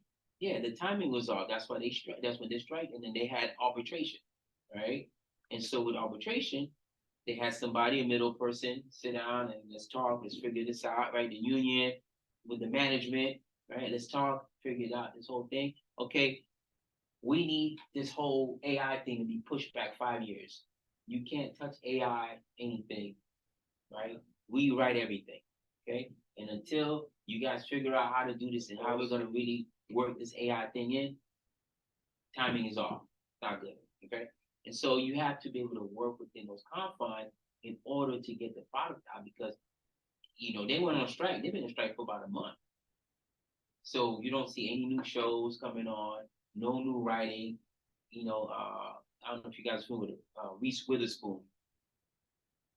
Reese Witherspoon, she's an actress, but she's been in a lot of movies, but she has this show that she does, and she was gonna start the show back again last week, but she had so much like backlash. People got so mad at her because the strike was still going on. And so the show needed writers. So they were like, where you getting your content from? Who's writing your show? Because all the writers are on strike. So who's writing your show? Right? How can you have a new show with no writers? Right? And so she stopped. She said, okay, I'm not gonna do the new show. I'm gonna wait till the strike's over and then I'll proceed with the new show. Yeah. What time is it? 6:48. 6:40 already? I didn't talk very much. Wasn't me. Okay, I know, yeah, definitely. But either way, so all these causes of resistance, right? Too much change, perceived ethical conflict, just different causes of resistance, different reasons why people are going to say, I don't like the change, I'm not going to do it, I'm going to fight the change all the way, right? And so, and this list again is not exhaustive, it's not all inclusive, right? There's a whole bunch of other reasons why people will resist change. Right? This is just kind of more of the commonplace ones in the workplace. All right. Some systems of resistance, right? Being critical, ridiculing, right? So when you start seeing these behaviors, that's when you kind of know, okay, it's like a child, right? When you tell a child to do something, they don't want to do it. Sometimes they'll drop to the ground, they'll start kicking, they'll drag their feet. You tell them to get up, and they kind of go, my stomach hurts. Yeah, want this candy or this toy. They try to do, start crying. Yeah. Okay, so you see the behavior, right? And so that behavior tells you, okay, there is something that they want. There's some change happening, right? Or some behavior, or some action, or something that they're not really agreeing with, right? And this is how it's manifesting itself in this particular behavior, sabotaging stuff, arguing, right? Not doing what they said they're gonna do, not being on time, right? Maybe bringing other people in and saying, hey, you know what? This change isn't really good, right? Don't do it. Don't do what they're asking you, right? Right. Now you start getting active and really passing out or being an advocate or someone against the change. All right. So I don't need that. What I need is people that are for the change. And if you don't like the change, I need to find out why you don't like it so I can kind of find a solution with you, right? But introduce you to the benefits. Maybe you didn't hear anything that's gonna, be helpful in, or maybe you feel like it's gonna impact your job, right? And I'm here to tell you that it's not, or maybe it will. I don't know. It could impact everybody's job, right? I just know that if we don't do this change, this company won't be here anymore, right? In the long run. So that's my main concern. My main concern is not about just you individually. It's about everyone here, including myself. I want this company to be good. I want the company to be here for 50, 100 years. These are the changes we need to make to keep up with what's going on, right? So some of the behaviors. Okay. All right. So you can have passive, passive resistance, right? Feigning ignorance, right? Everybody know about feigning ignorance? Feigning means like faking. Yeah. faking, right? You're faking ignorance, like, oh, I didn't know. Oh, I didn't see that. Oh, I didn't know that happened. Or nobody told me. Next week. Yeah, I thought it was next week, or I thought that happened like whatever it is, right? Feigning ignorance, that's one of the main ones, right? Standing by and allowing change to fail is another good one, right? If you're just watching, right, that kind of absolves you of your responsibility, sort of, right? It's kind of like um this is a phenomenon. Well, I don't know if a lot of people talk about it, right? But in any case, when you send an email, right? Do you feel like, say you send an email and the email is an action email? You said, hey, I need you to do X, Y, Z. I did A, B, C. You have to do X, Y, Z. I'm sending you A, B, C, right? Once you send that email with A, B, C, you are now in the position of, I've done my part. Okay? You basically are just standing and watching right now, just waiting, right? You feel like you have been not exonerated, but the responsibility is no longer yours, right? So guess what? You're not gonna email your partner like, hey, make sure you do this. Hey, where's it at? Hey, right? Because it may very well not impact you. You may say, okay, I did my part, and then if your part gets done, great. Your part doesn't get done, okay. Same thing doesn't bother me. I did my part, right? It's the same thing here, where you're just standing watching it fail, right? It's kind of like you're watching things go by, but because you feel that it's not your responsibility, all right, you're not going to take any action against it, right? You see somebody getting beat up on the street, you see a woman getting beat up on the street, it's not my business, right? So you don't do anything, right? And at the end of the day, it doesn't matter what the woman did, right? She probably shouldn't be getting hit, right? You may want to intervene, but most people don't intervene, right? Okay. Because it's not their responsibility. They don't feel like it's their business, right? Same thing with the change. Sometimes they'll watch and they'll watch it fail. They'll watch people do something wrong, right? Or try to implement the change, knowing that the person isn't doing the change correctly. And instead of correcting them, they're gonna let them go because that's proof that, hey, this change isn't working.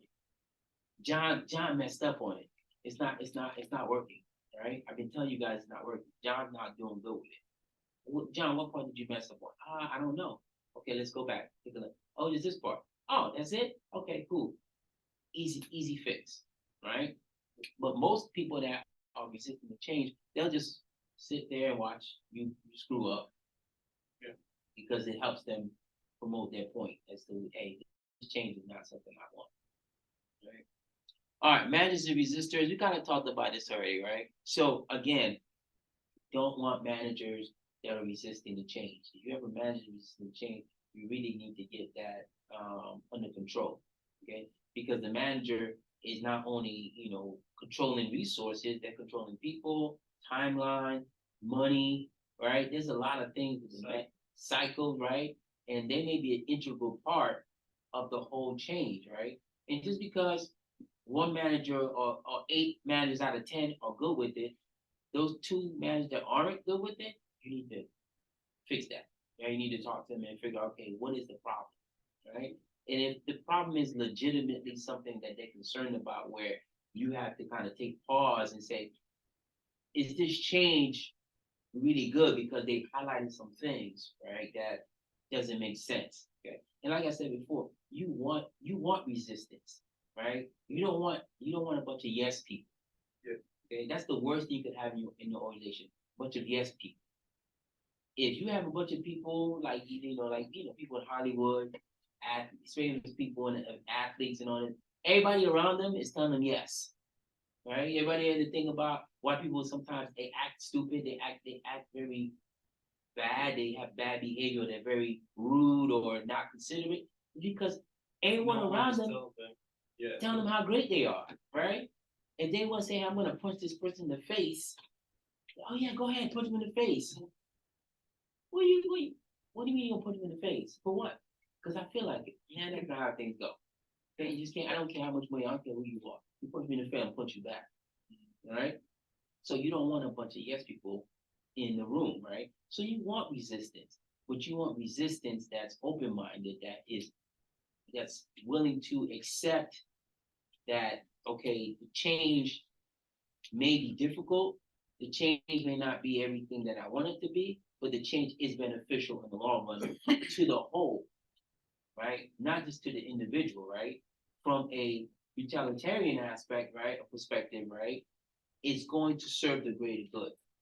Right? And that's the mindset you need to really have as a leader and as a change manager.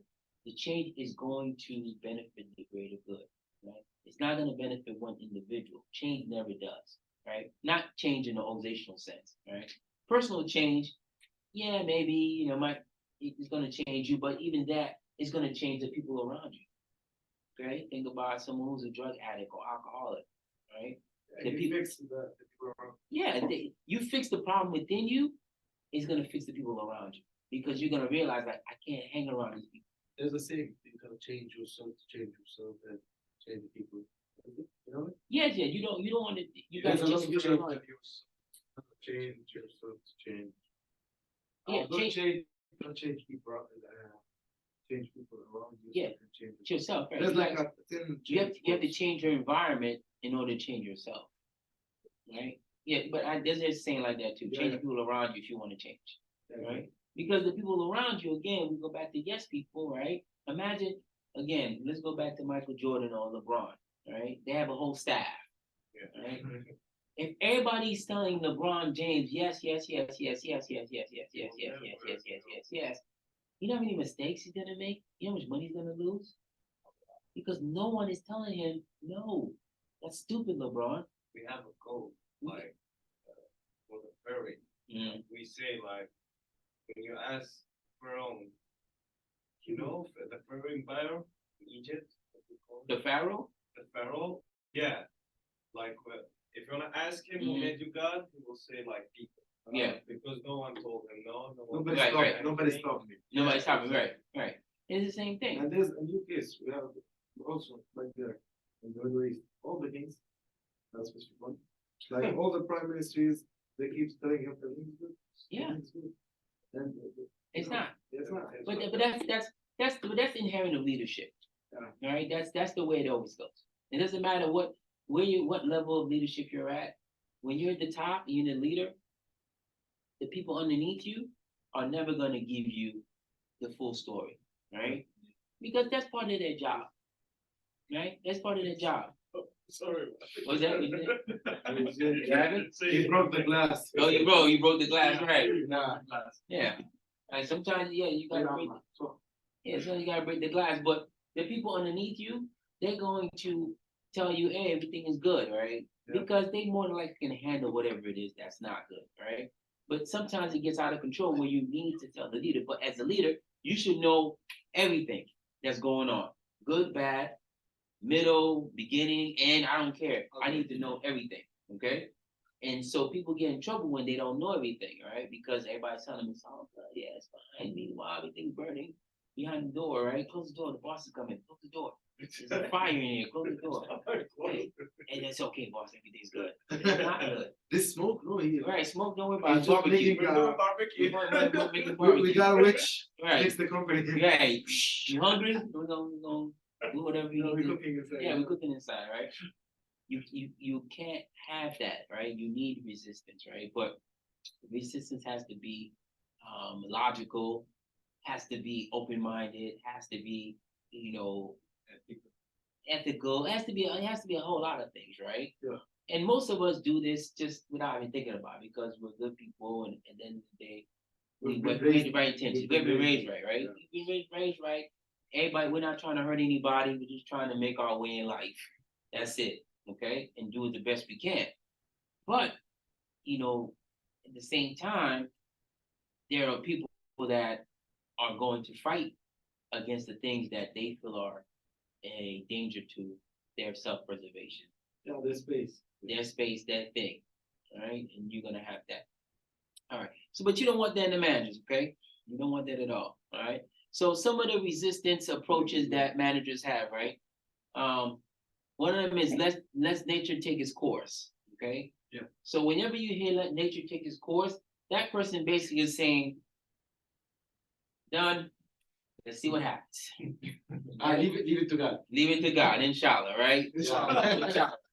That's it, right? Two more classes. Yeah, and you will spray, be you know, it's like spray and pray. You gotta spray and pray, right? Or sell and tell, or tell and sell, With your sell and fingers. tell, whatever, right? I'm done. Let's see what happens. Okay. Oh, if it comes out as ugly baby, it's ugly baby.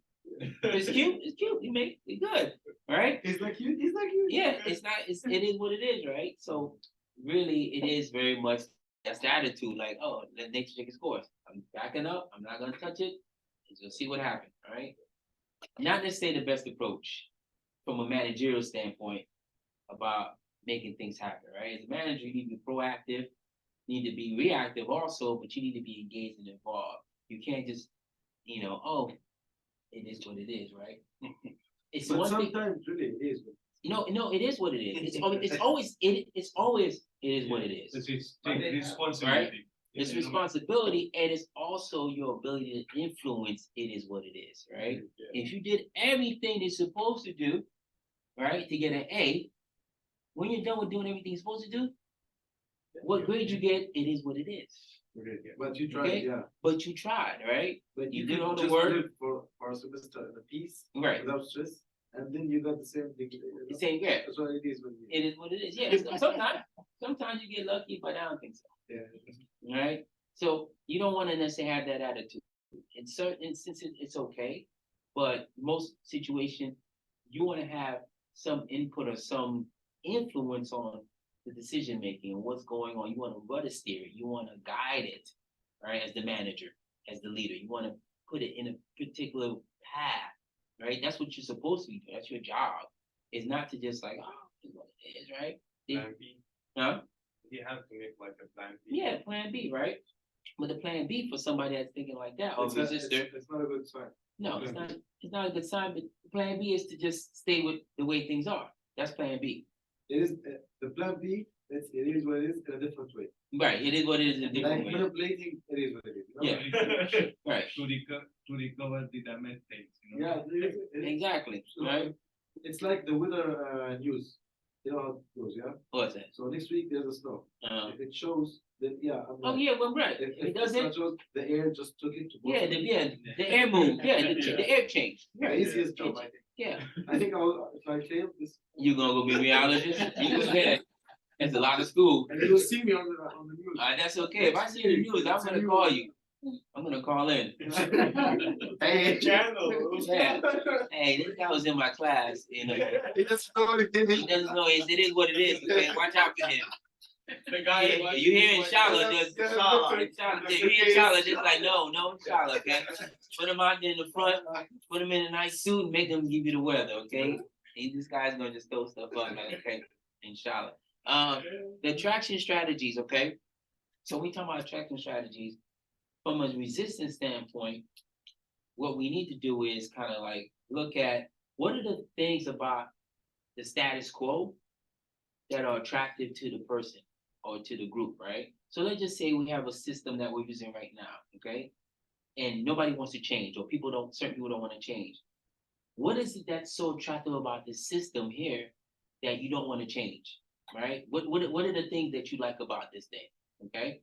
And then once I figure out what those things are, how can I take those things about the old system and put them in the new one, right? Or correlate them. Hey, there's a voice function in the old system. There's a voice function in the new system too. Yeah. I can it auto saves in the old system. It auto saves here too. So you kind of attack those attraction points so that the person can see, oh, it's really not much of a difference. It's probably faster on this side. It's probably more efficient. It probably has a lot more things, right? So what is it that's attracting you on this side, right? That's not there. And make sure I match those things up so you can see like they are there, or maybe they're not there. They're in a different version, or they're there in an enhanced type in advanced format, or maybe we took it out because it's obsolete. Okay, it's not necessary. So there's a couple of different things. Contingency approaches, right? Contingency approaches and kind of to me are the same thing as situational. Okay, so depending on what's going on, but depending on the contingency, right? When you say contingency, it could be a couple different things. Contingency could mean what's going on right now, like what's the situation, right? Where are we? Where are we right now, right? And do we need to make an alternative plan for, right? How can we plan for this particular situation that we're in? It could also mean, okay, we're gonna plan for this thing in case it comes down, right? We have contingency plans, right? So let's just say we're having a party. The party's outside. We have a contingency plan in case it rains. Yeah, go inside. We're gonna go inside. How are we gonna do it? We're gonna move all the tables in. We're gonna bring the food in. Or with the drinks. We're gonna bring, how we're gonna do it, right? We have that plan ready to go. So if it does rain, it's not scramble. Right, it's an option, right? We're ready to go, right? Let's go. Right. So contingency. Go ahead. Yeah, sure. I think this is a risk management department. Yeah. Part of it, yeah. Part of it, but when we talk about change, I'm not talking about the weather. yeah, you're not talking about risk management definitely has this contingency option. That's the whole point of risk management, right? Contingency, Yeah. right? But at the same time, when you talk about change and trying to deal with the situation at hand, because sometimes you go through a change and you get to a particular point in the change that you didn't expect. Yeah. Or something happened that was like not planned for. Okay, now we have to have a contingency plan, all right? Because we need to fix this right now. It needs to happen. We need to get over this challenge. What are the options? Okay, let's brainstorm, let's sit down and come up with the contingency, all right? And try to alleviate this issue, mitigate it, and move on so we can get past what we need to get past, right? And so contingency approach is always a good thing, all right? So 6 different strategies based on Carter and Schlesinger, right, on managing resistance. And all these, right, we kind of talked about already. Educating, right? If you educate people, keep them in the know, then they're less likely to resist, right? Participation, you get them involved, right? And the best way to get people involved is to give them responsibility, give them authority, empower them. Put them in charge. Put them in charge of something, all right? You're in charge of these 2 people here. You guys are this little Make group. them feel like they're responsible. They're vested. Yeah. Right? You want them to feel like, yeah, they're important, right? They feel invested into the process, right? And so when they see the outcome, they're like, oh, I have something to do with that. That part right there, that door, those wheels, the interior, that's me, right? I'm proud of that. Okay. Felicitation, right? Provide technical, emotional resources, right? Giving people everything they need, all the tools that they need to be successful, right? You make the job easier. Make the job easier, right? Don't make it harder than it needs to be if I can give you a tool or if I can give you help to make it the transition easier, right? Negotiation, offering incentives to reduce resistance. Of course, that's always going to be there, but you don't want to do too much negotiating when it comes to change because the minute you start negotiating and start giving people stuff to do something that they should do because you work here, you're going to run into problems. You're going to run into cost issues. You're going to run into credibility issues, right? You're going to run into extortion and blackmail issues. People are going to start coming in with crazy stuff. You know what? Yeah, I really want to help with this change, but my car broke down and I can't come to the meetings at 8. You think I can get money for a new car? Like, what? Right? People ask you for stupid stuff. Right? Things that are unrealistic. Why would you ask me? Like, no, that's not how it goes. Go buy yourself a new car. Right? They should ask you for a raise so you have more money to get a new car, but don't ask you for money for a car. That's stupid, right? And so then you have manipulation, right? Making selective use of information, right? Again, this is where the whole, I'm gonna give you little pieces, okay? And then I'm gonna make you think that you know something, but I'm gonna tell you something different. I'm gonna tell you something different, right? So now all you have different pieces of information, but you think you know the whole picture, but you really don't, right? It's kind of a need to know basis, sort of, right? That way, there's only so much you can do with the information I gave you. And I know what you can do with it, right? So it's predictable, right? And so because it's predictable, I can manage that. I like feeding you. Yeah, exactly. Yeah, right? So if I'm trying to get you to accept the change, I may give you a little bit of information I'm not going to give to somebody else. Like, hey, when this is done, this is going to help you with your job, but it's also going to... And Right, don't let nobody know, right? We're You are going, the only one. we're gonna change the hours for your department, and we're gonna give you every Friday off. But because of the change, we can do that, because we don't need you here as much, so we give Friday off. Shit, Exactly. because not everybody's gonna get that. Right? That's you manipulating the information, right? And but you know, pretty much everybody's gonna get that, right? Exactly. I was gonna tell you that because that's what you need right now at the moment. And a coercion, basically coercion is like, hey, don't do it, you get fired. Don't do it, you're gonna get a beat. Don't do it, you're gonna die. Okay? There's no like nothing nice about it, okay? You're gonna do it, I'm gonna beat your butt. It would be like curiosity to do it. Yeah, Like when we were as a child. yeah, Don't smoke, exactly. don't smoke, don't smoke. Once they leave the house, where is Where's the pack? Where's the pack? Okay. Any questions? Any questions? No questions? Okay. So 7:12. And who needs the bathroom? Who needs a break? All right. 5 minutes smoke break. Smoke break. 5 minutes smoke break. We'll talk about the class and resistance to change and then come back and we're gonna do something. Inshallah. Inshallah, yeah, please. Please come back. Kate, Ashka, we're gonna take 5 minutes and then come back, okay? Okay, thank you. You're welcome.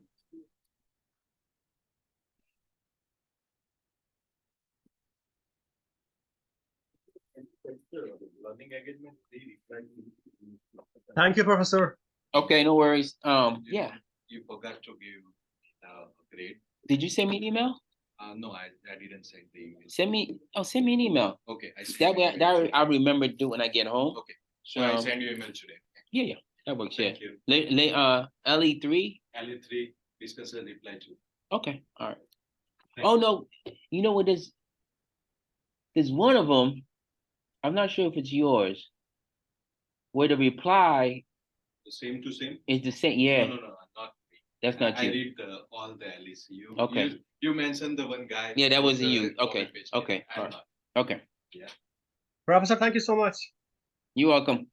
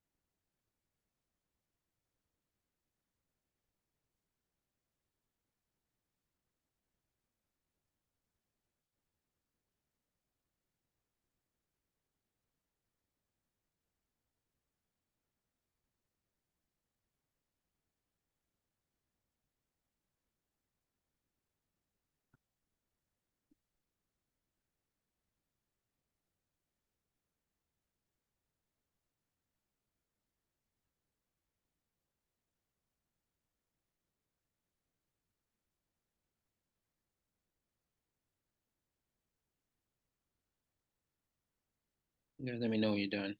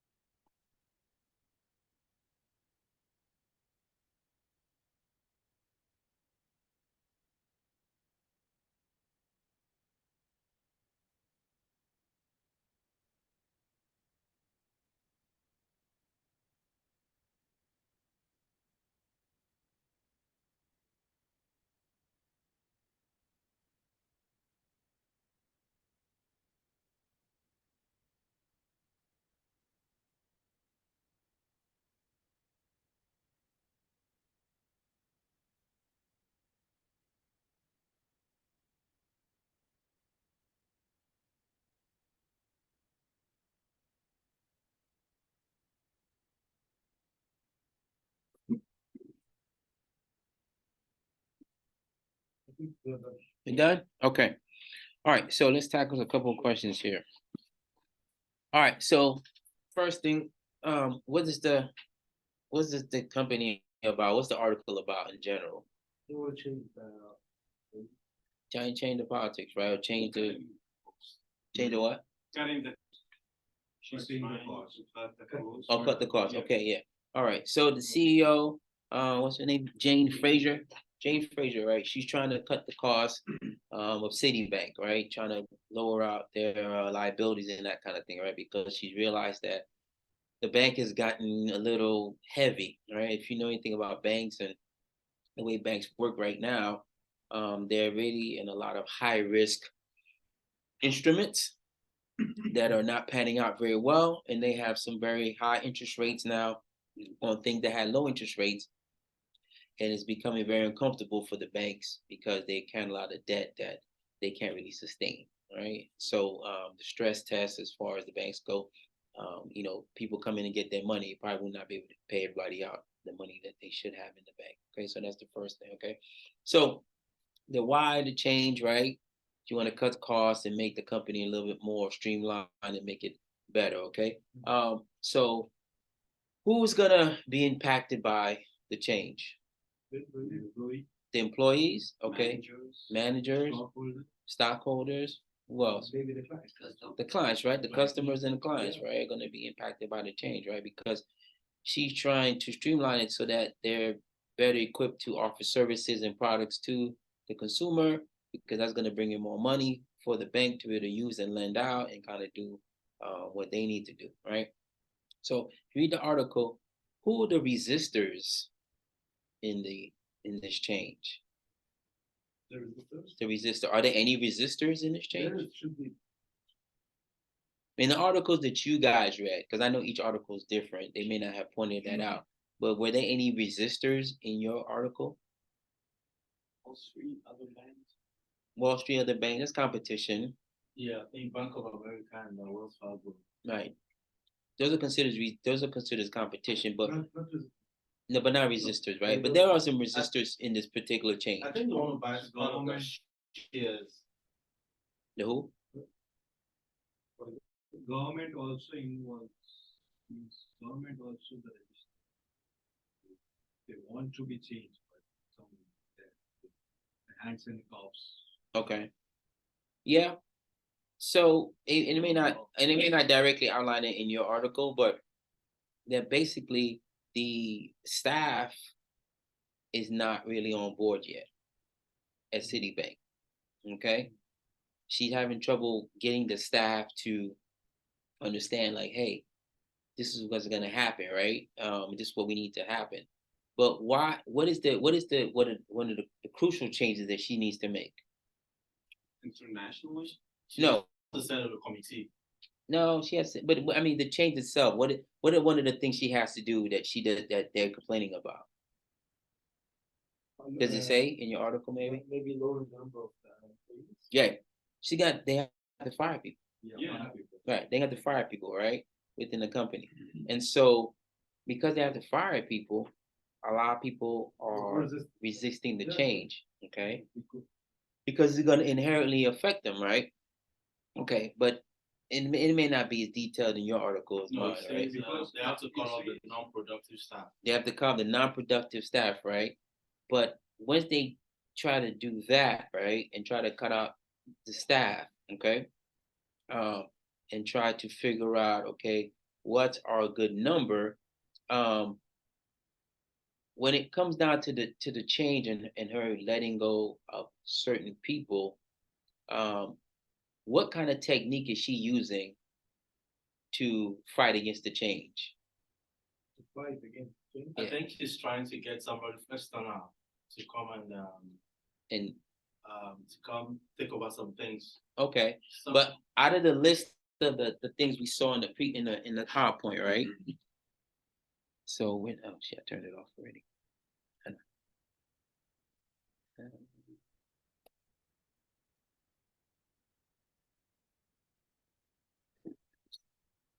Oh yeah. So out of this list here, right?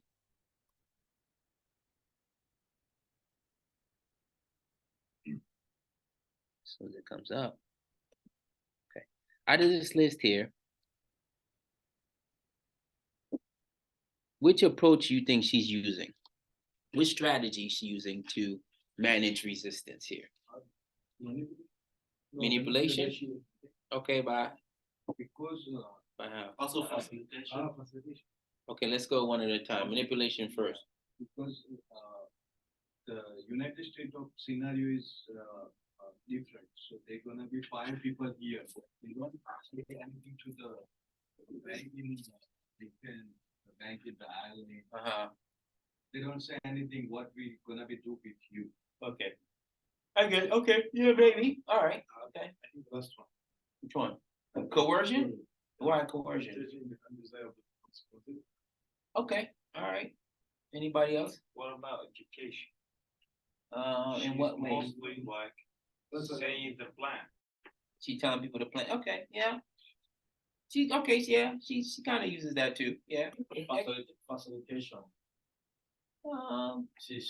She trying to hire A little bit. additional manager. Yeah. A little bit.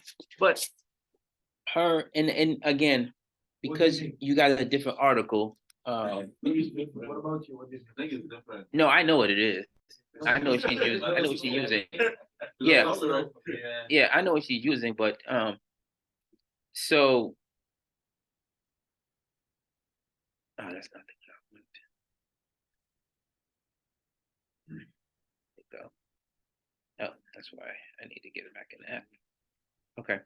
So here is where it's going to tell you exactly in my article what kind of thing she used right here. Okay.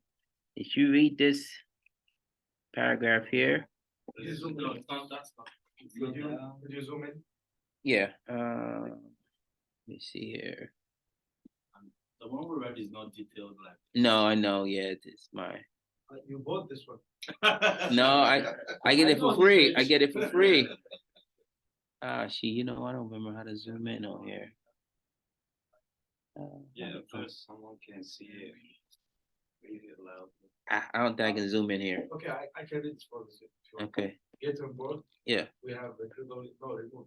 Please, You want to move it? Yeah, so Okay. we have recruited high ambitions for this bank and then the train. Yeah. It's gonna move fast. Okay. Pastor told the who's it? Citigroup's 240,000 employees. During company's wide call. Yeah. According to the Financial Times. 240,000 employees, right? But what's the first thing it says? Get on board. Yeah. Okay. That's more coercion than anything else. So You're right. Yeah. Okay, that's coercion. Okay. Yeah. The approach she's taking is like, look. Do you get points for this? Who? Should I get points, yeah. No, not you. No, you definitely don't get points. I get points. What do you do with the points, man? I take them for myself. Yeah. I give myself an A. So she's basically saying like, look, this change has to happen, right? Because we need to keep up with the other banks, Yeah. right? And we have gotten fat, lazy, right? And we have 240,000 employees. Wow. Now, granted, there's a lot of city banks globally, right? Yeah. 240,000 is a lot of people. Okay. It's a country. Yeah, it's a country, basically. Yeah, a little town, right? But if you look, she's like, look, I understand you guys are resisting because I gotta cut some people out and lay some people off.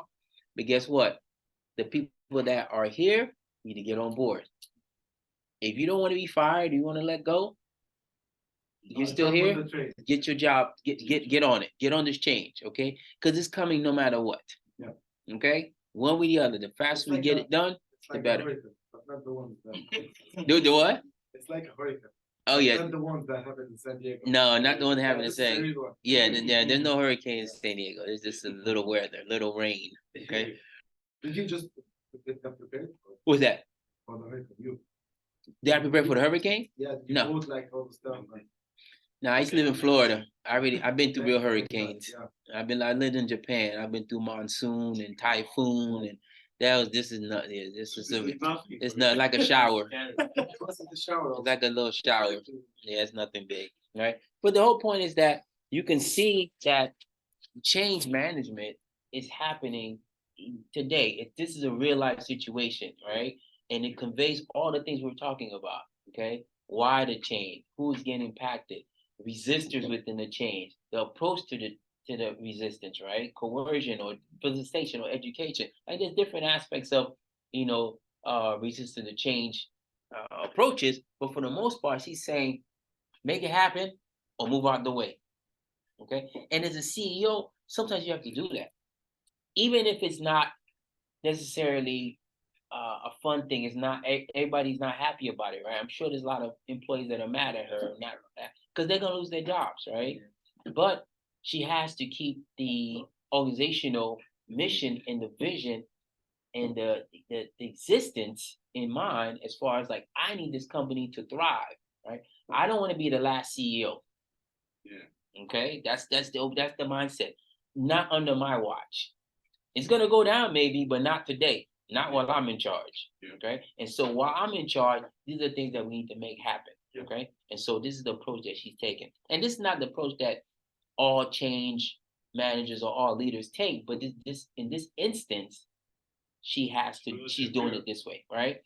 Due to the sheer size, 240,000 people, it's very difficult to manage that change, right? It's going to take a lot of like coordinated efforts. So the smaller staff that she has, the better, because she can control them a little bit easier than having 240,000. She's probably going to cut to 200,000. Maybe they might go to 180,000. Who knows? They're going to close some locations. Is there any policies?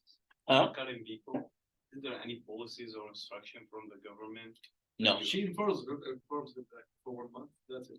Yeah. Well, she has to give them not 90 days. She has to give them she has to give them at least 30 days. Yeah. To let them know, hey, we're gonna lay you off. But at the same time, when the people get laid off, they get money. They get their last paycheck. Yeah. If it's somebody that's in a salary position, in a senior position, they get, severance packages. So they'll get, 6 months of their pay. So some of these people are gonna walk away with $1 million. Yeah. All right, and then they're gonna have to find another job. And most of them, if they're in senior positions or not even senior positions, they can always go find other banks to work with pretty quickly. All right, so it's not a big deal. Huh? For paying all that expenses, isn't it expensive? Like a To lot what? of expenses. Yeah, But to for the change. long term, Yeah. The one with the salary is more expensive. For the long term. For what? He said it's gonna expense them a lot. Yeah, it's gonna it's gonna cost them a little bit, But for the long term, in the short term. In the long Yeah. term, though, Yeah. it's gonna benefit them because they'll be leaner. And what the things she's trying to change are not necessarily the um cost of they're not really it's not money. It's not it's a necessary. mindset, yeah. It's a lot of mindset, Yeah. a lot of processes, right? She's trying to cut layers out of the approval authority probably chain. Like instead of having to go through me Yeah, like and somebody comes in for a loan, they gotta go to you, and then I get it. yeah. Now I just gotta go you and then boom. She's get trying it. to keep the best. She's It's like trying, yeah. competition. Yeah. So, because a lot of times you go to the bank, you want a loan. Nowadays, you don't have to talk to anybody. You can go to the computer Yeah, you get the long term. and it'll approve you. Boom, and then the money's in your account in the next hour. Okay, because technology, right? But in this instance, I'm not really sure there's gonna be any technological changes, but there may be because she's making changes in the processes and she may integrate some technology that's gonna facilitate, those particular processes being done in the absence of people. Okay. So I just want to kind of give you guys an example of a real life situation where the CEO is publicly, going through this change and having to make these, hard decisions about laying people off and letting them go. But she's got to think about the long term effects of this change, right? And why is it beneficial? Beneficial because the competition is forcing me, the external factors that are out of my control are prompting me to make this change. Right? If I want to keep up on it, be long term, and have Citibank be around for another, 50, 100 years, however long. Okay. But I think the good leaders should like bring the change without telling the employees that he's gonna change something. This is the smart way, I think.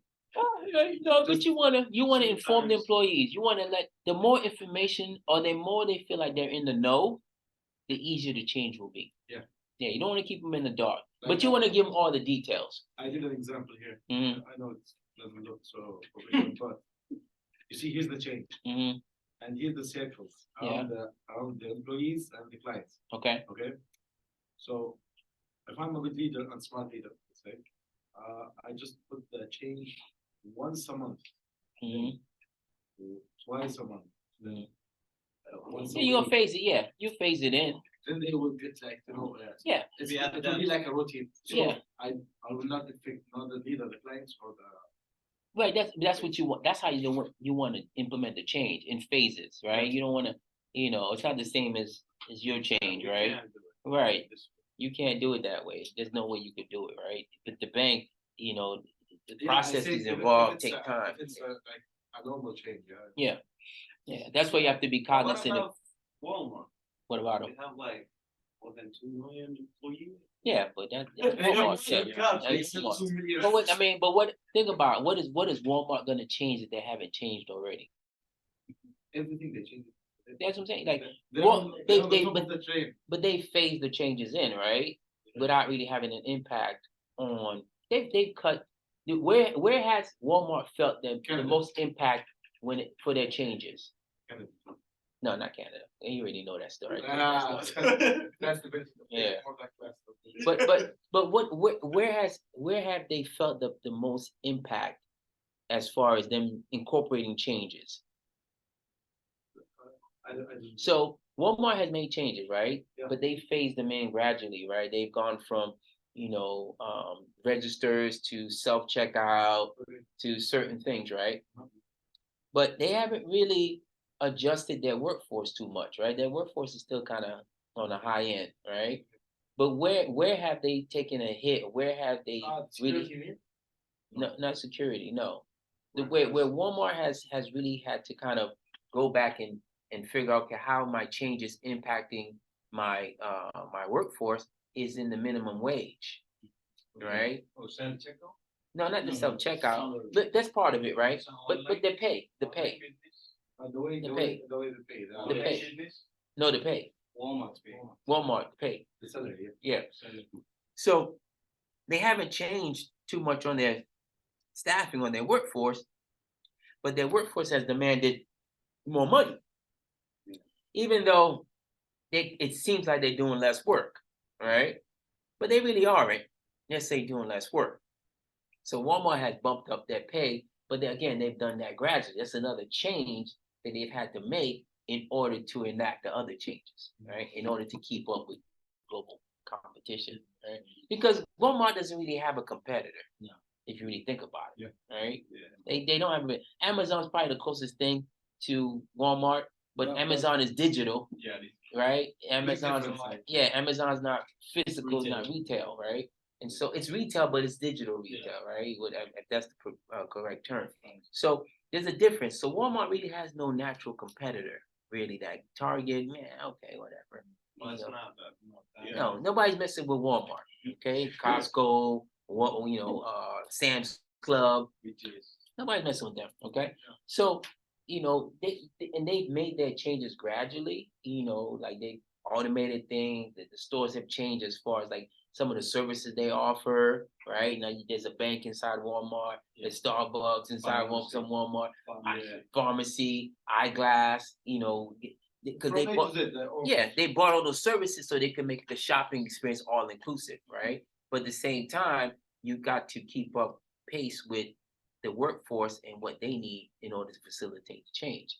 Fortunately for them, all the change that they have bought in hasn't really required them to, you know, make too many changes to the workforce. But for their point of view,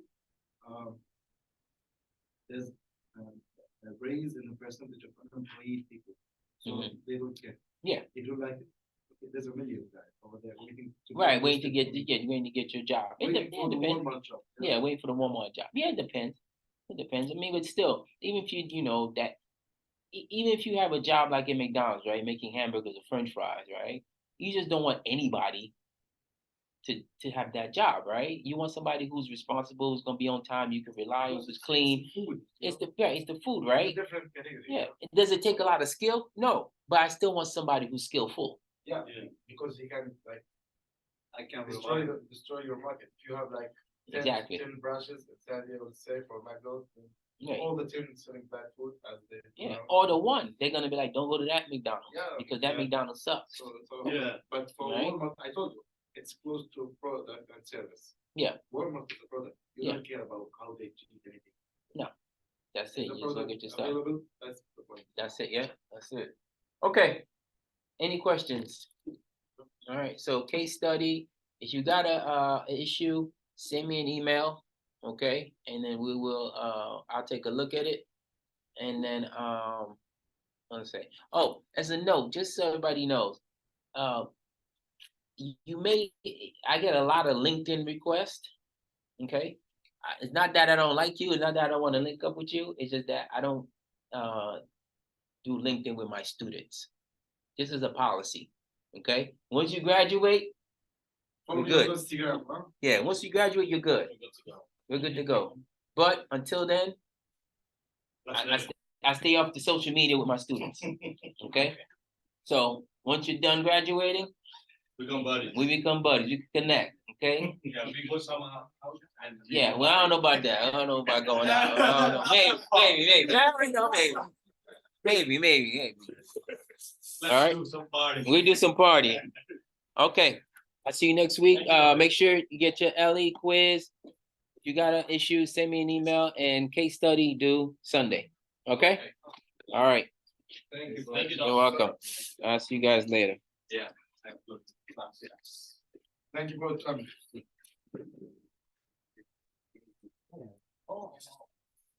You all right? Yeah, You just butt heads? I said I'm Poop.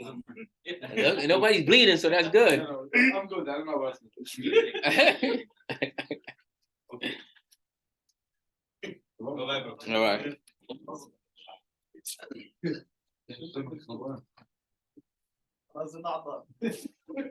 Head bopper. Okay.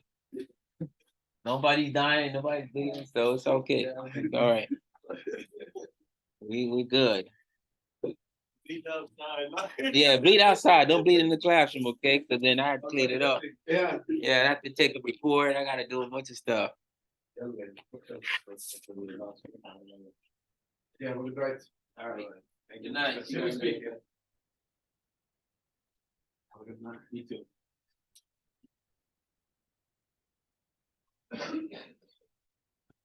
All right, Kate, I'm all yours. What's up? Oh, wait a minute. Let me stop recording.